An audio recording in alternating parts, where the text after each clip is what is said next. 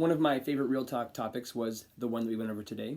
Obviously, we have Valentine's Day coming up, and I'm sure that all these middle schoolers are in such romantic relationships because they have all these questions about what's okay to do with somebody else. Can I kiss somebody? Can I snuggle with somebody? Can I cuddle with somebody? Can I hug somebody? Can I hold hands with somebody, etc.? So our topic today was how far is too far? We started this one a year ago, I guess, when we first started doing the Real Talk class here at St. Pat's. And in that class, we developed a nice little scale that really helped us out. And many of the students know the scale by heart, and it really helps with our conversation. So this would be our third semester of doing this, having this conversation. And I get this question a lot in 7th and 8th grade religion. I just get it all the time. There's always questions that they're asking during Q&As about things concerning this situation. So the first person that came up was somebody who'd been in Real Talk before, and they laid out something that we call the grace scale. There was a student in our very first semester of Real Talk who developed a scale for us, and it was a 1 through 6 scale. And to lay it out for you, 1 was the most, I don't know, I guess not meaning, but it was just like the most innocent. 1 was the most innocent, and 6 would be not the most guilty, but 6 would be like if you're thinking about going around the bases, if there's 6 bases, that would be it. So with 1, you had just seeing that someone was attractive. So we labeled it with eyes. So you look at somebody, you notice that they're attractive. 2 would be holding hands with somebody. 3 we labeled as like sitting on the couch, like hugging, cuddling, things like that. 4 would be kissing. Now watch this. 6 we say, and it happens to almost be similar to, we would call it sex, where it is the baby-making thing. And then 5 would be anything in between 4 and 6. And hopefully by saying 5 like that, we don't have to be too descriptive with all the different things that could be in the category of 5. But it makes a nice little basket for some kid to think in his brain of something and not have to say it out loud. So I think that really helps us out, especially with the younger students that we have in the class. So we had the students, we invited them to come up. A lot of 8th graders signed up for this one. 7th graders are a little bit more shy on this, and they were in every semester. The 7th graders are the most shy, but they're sitting there taking these things in, and the kids would come up and they would say, okay, I think that you should go to 3 and no further. I think you should go to 1 and no further, etc. But praise God, no one said, I think you should go to 6 or I think you should go to 5. Life's good. This is great. This is fantastic. So a couple of things on this. As the kids came up, they would put their initials where they thought that the farthest you should go, and I was able to then, and they gave a little bit of talk as to reasoning and rationale as to why they think that you should go that far, and then I was able to put a nice little bow on it at the end and talk about each one of these steps and what that means in the life of a student. So especially 7th or 8th grade student. So with 1, I said, okay, here we have 1. It's just noticing that someone's attractive. That's a fine thing. There's no problem in that. I mean, we are geared and we are designed to do that. When we look at somebody, we notice attraction in them, and it's not a bad thing at all. It's a very good thing. However, it can be twisted. We can turn it into lust, where you're looking at someone and you're objectifying them and you're using them for your own pleasure. And this would fall under maybe even the category of pornography, where you're using an image or a video for your pleasure. So that's what kind of we talked about with number 1. Number 2, holding hands. Obviously, it's a way to show affection to somebody. You're holding their hand.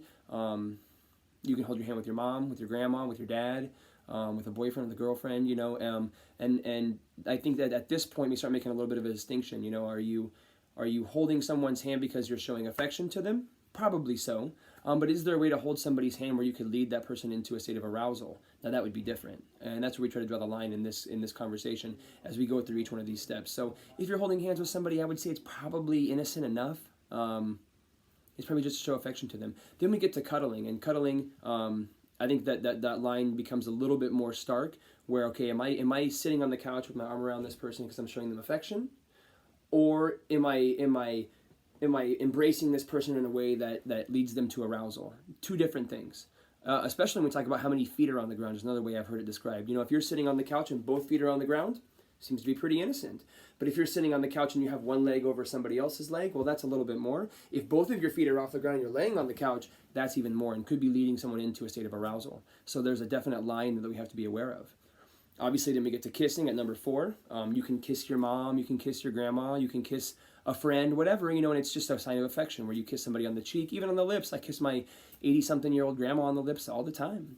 But when it gets to some of the other ways that we can kiss somebody, obviously we have French kissing and things like that, which is a funny word. When I was a kid, I don't know, as I say this as an adult, I'm like, French kissing.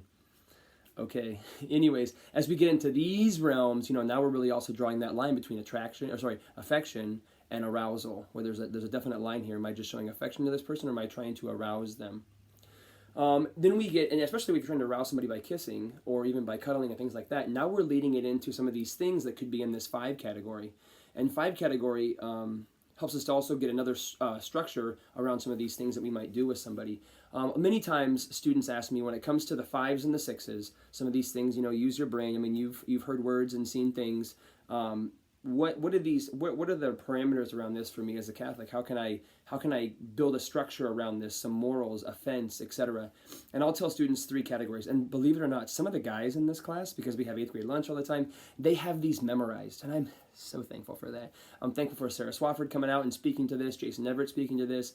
That's where I get a lot of these things from as well. But if I were to put 3 criteria on any of these physical activities you might do with somebody, I would put them as these, and I say these to the kids all the time. They're in line with Catholic teaching. I think of them as 3 check boxes. The first one would be, am I married to this person? That's important. Number 2, is this act we're about to undergo, is it ordered towards procreation? Not that procreation will happen every time, but is it ordered towards procreation? Or is there some way that we're trying to thwart procreation? Because many times in the 5s and the 6s, we're using our reproductive organs, and they are ordered towards reproduction. And if we're using them in a way that is not ordered towards reproduction, we're misusing them. We're using them in a disordered way.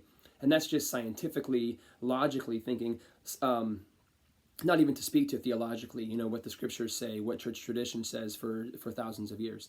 So is this act ordered towards procreation? Thirdly, is this act leading to my spouse and I coming closer together, or this person and I coming closer together as two? Because the things that we do with our body, especially these things, create a bond between 2 people. Many times people refer to this stuff as glue. It bonds people together.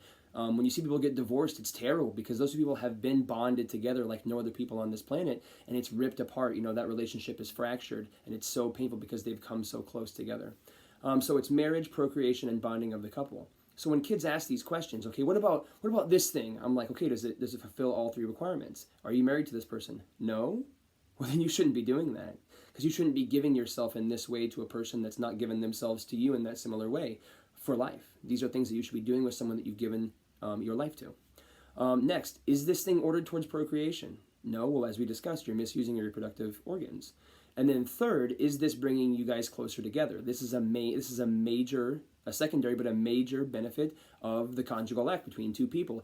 When a married couple interacts with each other in this way, it brings them together, so their offspring, the offspring that they create, have a safe place to grow up in. Every child, I've heard it said, has a right to parents. They have a right to someone to help them. They need good parents to live.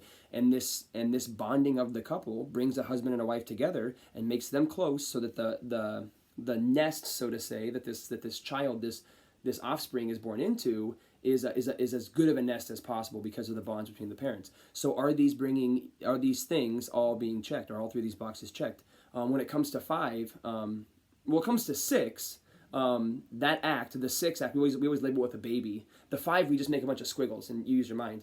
But the 6 is always a baby, and we say, okay, that's obviously ordered towards procreation.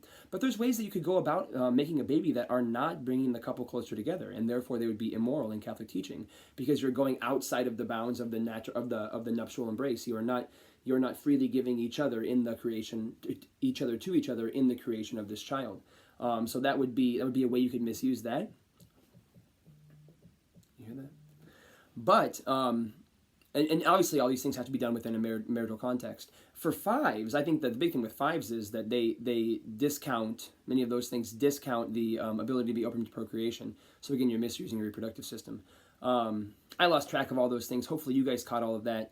But I appreciate that our students know those things. If someone brings up a question in class, many times a student will say, hey, come on, man, it doesn't follow the 3 things. So I'm very thankful for that. Those students know that. And it's a nice way to, sometimes when you're in the heat of the moment, it's hard to really, to think logically, your feelings to take over. But hopefully as these students, they see the gray scale, this thing that we created in class, and these 3 reasonings, on these 5s and 6s as to why we should or should not do certain things, can help them think more logically. Because as you guys know, man, especially with students, when you're a middle school or a high school, your emotions get carried away, your feelings get carried away, your passions get stirred up.